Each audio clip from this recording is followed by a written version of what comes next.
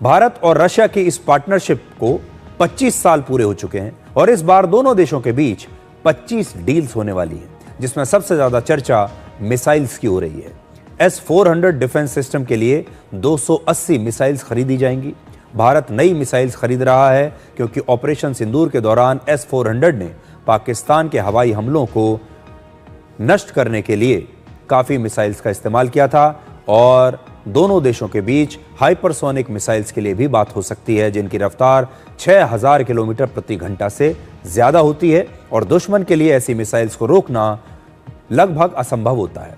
इस समय रशिया दुनिया का अकेला ऐसा देश है जिसने युद्ध में हाइपरसोनिक मिसाइल्स का इस्तेमाल किया है और रशिया के पास 3 अलग अलग प्रकार की हाइपरसोनिक मिसाइल्स हैं। भारत और रशिया मिलकर लंबी दूरी तक हमला करने वाली ब्रह्मोस मिसाइल्स भी अभी और बनाएंगे और अभी ये मिसाइल्स 450 किलोमीटर तक हमला कर सकती हैं। इस मिसाइल को दोनों देशों ने मिलकर डेवलप किया है। राष्ट्रपति पुतिन की भारत यात्रा से ठीक पहले एक और बड़ा समझौता हुआ है, जिसमें भारत रशिया से 10 वर्षों के लिए एक न्यूक्लियर सबमरीन लीज पर लेगा और ब्लूमबर्ग का दावा है कि भारत को यह सबमरीन अगले 2 सालों में यानी 2027 तक मिल जाएगी। यह समझौता करीब 18,000 करोड़ रुपए का है और इस सबमरीन का इस्तेमाल भारतीय नौसैनिकों को ट्रेनिंग देने के लिए किया जाएगा। न्यूक्लियर सबमरीन की सबसे बड़ी खासियत यह होती है कि यह महीनों तक पानी के नीचे रह सकती है और किसी दुश्मन के लिए इन्हें पकड़ना बहुत ही मुश्किल होता है। तो S-400 आज हमारे देश का हीरो बना हुआ है। आप जानते ही हैं, ऑपरेशन सिंदूर के दौरान S-400 ने शानदार काम किया था, इसलिए अब S-400 की इस डील को और आगे बढ़ाया जाएगा। अब आपको वो चीज दिखाते हैं जिसकी हमारे पूरे देश में चर्चा हो रही है। सब लोगों को राष्ट्रपति पुतिन की गाड़ी के बारे में ज्यादा से ज्यादा जानना है। उनकी इस गाड़ी की बड़ी चर्चा हो रही है। ये एक लिमोजीन कार है जिसका नाम है ऑरस सेनेट। यह सिर्फ एक कार नहीं है बल्कि एक चलता फिरता किला है। अमेरिका के राष्ट्रपति डोनाल्ड ट्रंप की कार को कहते हैं द बीस्ट और बीस्ट से इस कार की स्पीड लगभग दुगनी है। इसकी टॉप स्पीड 250 किलोमीटर प्रति घंटा है, जबकि द बीस्ट की स्पीड 112 किलोमीटर प्रति घंटा है। बुलेट प्रूफ प्रोटेक्शन की वजह से राष्ट्रपति पुतिन की कार के दरवाजे का वजन लगभग 900 किलोग्राम है और इस कार की बुलेट प्रूफ विंडो 6 सेंटीमीटर से भी ज्यादा मोटी है।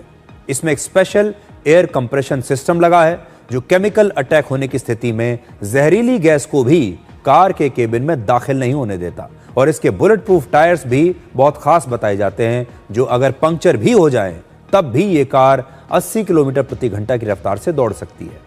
राष्ट्रपति पुतिन की इस कार में किसी विस्फोट और गोलियों से बचने के लिए एक आर्मर शील्ड लगा हुआ है और कार के अंदर एक हाईटेक स्क्रीन सिस्टम है जिससे अंदर बैठे लोग कैमरे के जरिए बाहर देख सकते हैं और इसमें पीछे एक इमरजेंसी एग्जिट गेट भी है और अगर कोई आपातकालीन स्थिति पैदा हो जाए तो इस गेट से बाहर भी निकला जा सकता है। तो यह है राष्ट्रपति पुतिन की कार, जिसके बारे में पूरे देश में चर्चा हो रही है कि इतनी शानदार कार उनकी है और वो जहां भी जाते हैं अपनी ये गाड़ी जरूर लेकर जाते हैं। 7.2 टन इस गाड़ी का वजन है। तो सोचिए, ये कार नहीं, एक टैंक है।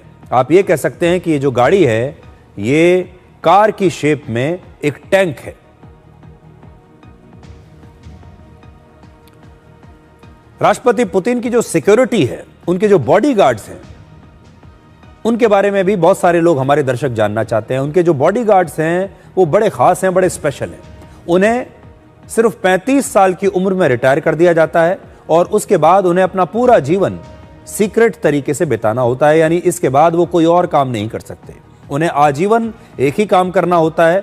अगर कोई पुतिन के साथ रह लिया उनके बॉडीगार्ड के रूप में तो फिर उसको पूरा जीवन अपना एक सीक्रेट एजेंट के तौर पर ही बिताना पड़ेगा और 35 साल की उम्र में उन्हें रिटायर भी कर देते हैं और वो और कोई काम नहीं कर सकते। सबसे बड़ी बात यह कि ये बॉडीगार्ड्स अपने साथ एक पूप सूटकेस भी लेकर चलते हैं और राष्ट्रपति पुतिन विदेश में किसी भी होटल का टॉयलेट इस्तेमाल नहीं कर सकते। ऐसा इसलिए किया जाता है जिससे पुतिन की सेहत के बारे में, उनके डीएनए के बारे में कोई जानकारी लीक ना हो जाए। अब आपको प्रधानमंत्री मोदी और राष्ट्रपति पुतिन की दोस्ती के एक फ्लैशबैक में लेकर चलते हैं। वर्ष 2001 में भारत और रशिया का दूसरा वार्षिक शिखर सम्मेलन मॉस्को में हुआ था। तब अटल बिहारी वाजपेयी प्रधानमंत्री थे और उनके साथ एक डेलीगेशन गया था, जिसमें उस समय गुजरात के मुख्यमंत्री के रूप में नरेंद्र मोदी भी थे। आप इन पुरानी तस्वीरों में देखिए कि प्रधानमंत्री मोदी और राष्ट्रपति पुतिन कितने अलग उस समय दिख रहे हैं, क्योंकि जाहिर है यह बहुत पुरानी तस्वीर है और ये दोनों लीडर्स उस समय अपने अपने राजनीतिक करियर के शुरुआती दौर में थे। नरेंद्र मोदी अक्टूबर 2001 में ही पहली बार गुजरात के मुख्यमंत्री बने थे और व्लादिमीर पुतिन अगस्त 1999 में ही पहली बार रशिया के प्रधानमंत्री बने थे। और आज 2025 में यही दोनों लीडर्स मिलकर भारत और रशिया की रणनीतिक साझेदारी को अपने अनुभव और नेतृत्व से मजबूत बना रहे हैं। और ये दोनों आज अपने अपने देश के ही नहीं बल्कि दुनिया के बहुत बड़े लीडर्स हैं। इस बार राष्ट्रपति पुतिन दिल्ली में 23वें भारत रशिया वार्षिक शिखर सम्मेलन में शामिल होंगे, जिसकी परंपरा आज से 25 साल पहले शुरू हुई थी।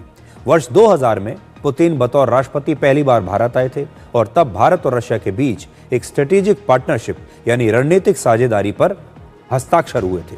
उस समय अटल बिहारी वाजपेयी हमारे देश के प्रधानमंत्री थे और वार्षिक शिखर सम्मेलन इसी रणनीतिक साझेदारी का एक बहुत महत्वपूर्ण हिस्सा है। वर्ष 2000 से रशिया में पुतिन लगातार सत्ता में रहे हैं, ज्यादातर राष्ट्रपति के रूप में, लेकिन कुछ समय के लिए वो प्रधानमंत्री भी रहे। लेकिन इस बीच भारत में कई प्रधानमंत्री बदल चुके हैं। पहले अटल बिहारी वाजपेयी प्रधानमंत्री रहे, उसके बाद डॉक्टर मनमोहन सिंह प्रधानमंत्री रहे और फिर 2014 से नरेंद्र मोदी लगातार प्रधानमंत्री बने हुए हैं। लेकिन रशिया में तब से लेकर अब तक कोई सत्ता परिवर्तन नहीं हुआ है और 25 साल से राष्ट्रपति पुतिन सत्ता में बने हुए हैं। भारत में जबकि इस दौरान 3 प्रधानमंत्री आ चुके हैं।